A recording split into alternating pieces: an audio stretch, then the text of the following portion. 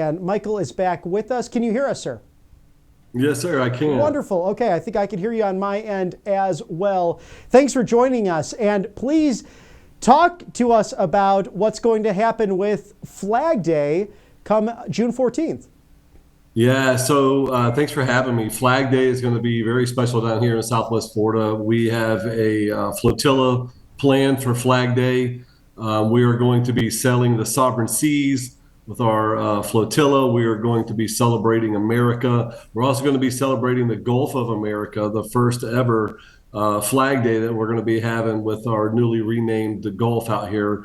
We're going to be on Fort Myers Beach. We're also going to be doing a flag waving ceremony on Fort Myers Beach. And we're going to be working along with the town of Fort Myers Beach, who is going to be putting out 20,000 USA flags. And we're all going to be meeting in the downtown area of the beach. The beach has one way on and one way off.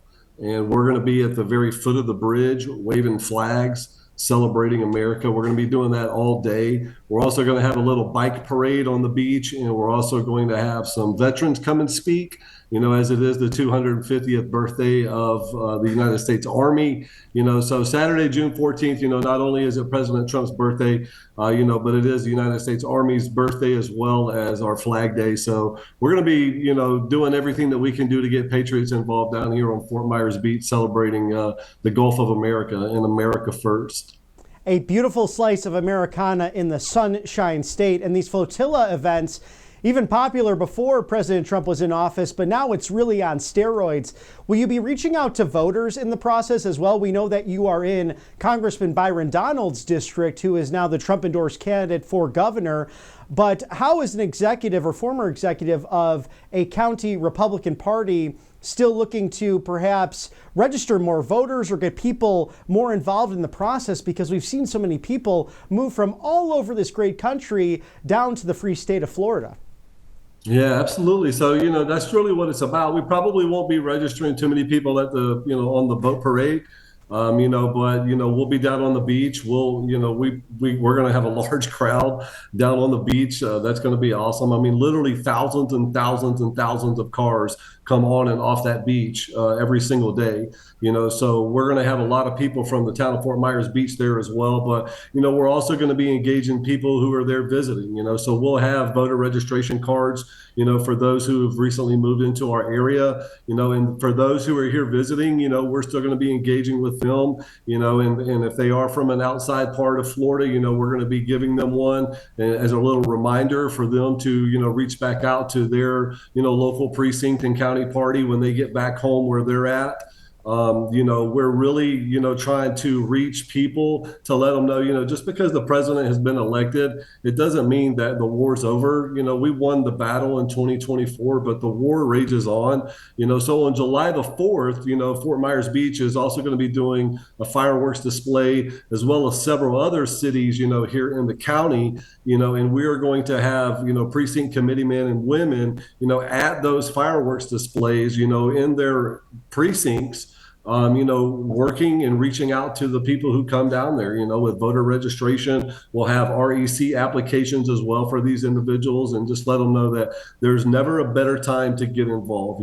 Don't ever become complacent, especially in politics. Just when you think that you've got it, you don't, right? And especially here in Florida, President Trump has given us over a 1.2 million voter registration lead. Okay, with all due respect, the Republican Party didn't do that. President Trump did that. Okay, so President Trump's not going to be here forever. So he's going to be dependent upon us to get out here and continue and carry this message of America first and forever. And that's what we plan on doing down here in Lee County. Such an excellent point as you organize these beautiful summer celebrations.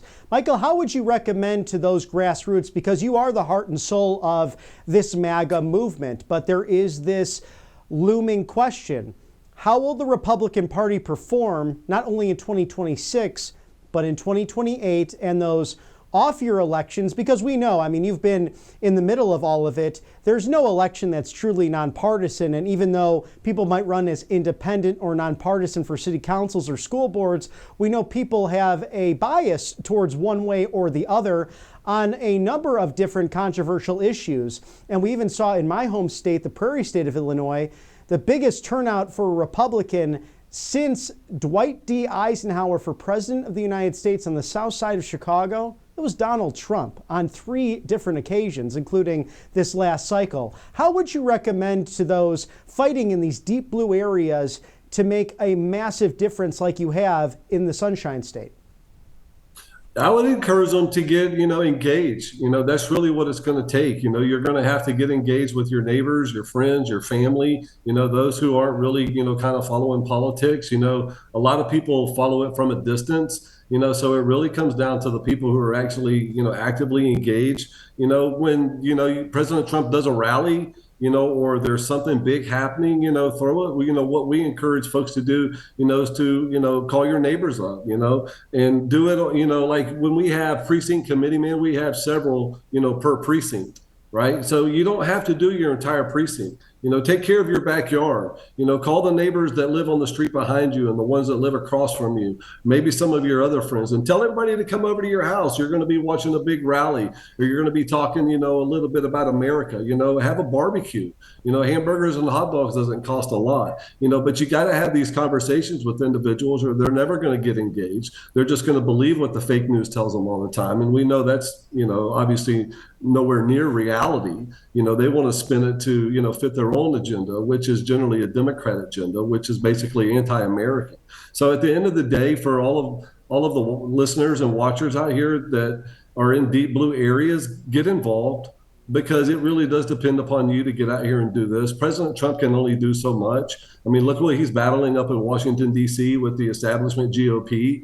Him and Elon are kind of having a little rift right now. I kind of agree with both of them. I'm all for the cuts and weeding out all the corruption that we have in politics, and especially when it comes to, our national debt. We're $36 trillion in debt and growing. We got to start cutting this fraud and waste out, and Elon's all about it. He uncovered it all. I totally get he wants to get rid of all of it, but I also understand President Trump's view, because he has to get it passed through Congress, and when you've got a bunch of GOP establishment people and people, who run as quote unquote Republicans, but, come from Maine, like Susan Collins, or Alaska, and other places like that don't generally always agree with the president or even Republican values, you're really going to have to get their vote in order to pass the legislation, because you have such a slim majority to begin with, so it's really tough. And I think at the end of the day, you can never just take your foot off the gas. You have to get involved, and you have to start striking matches everywhere you go. And one of those matches is going to cause an inferno, and you never know which one it is. So don't ever give up. Don't ever surrender. This country is worth fighting for. Wise words on this 81st anniversary of D-Day from none other than Michael Thompson, the former chairman of the Lee County Executive Republican Party in beautiful Fort Myers Beach, Florida. Thank you for joining us, sir. As we know, too, that your gubernatorial candidate, Mr. Donalds, he was a Tea Party patriot as well and got involved way back when. And look how he has rose up through the ranks, fighting for the American people, as you are, on a daily basis. Awesome. Well, I appreciate that. Yeah, Byron's been endorsed by the president. Hopefully, we're going to get him elected as governor. I think it's a great opportunity for America First to really put their foothold here in Florida and never give the Democrats another opportunity. We've got a lot of candidates that have announced already. Former Congressman from New York, Chris Collins. We also have another gentleman that President Trump endorsed from Chicago, Jim Oberweis. He's down here in our area. He's announced. But we've got some big names that haven't announced yet. I know who they are, and they're going to be announcing probably here within the next month. So the heat for CD19 to replace Congressman Donalds is about to really heat up.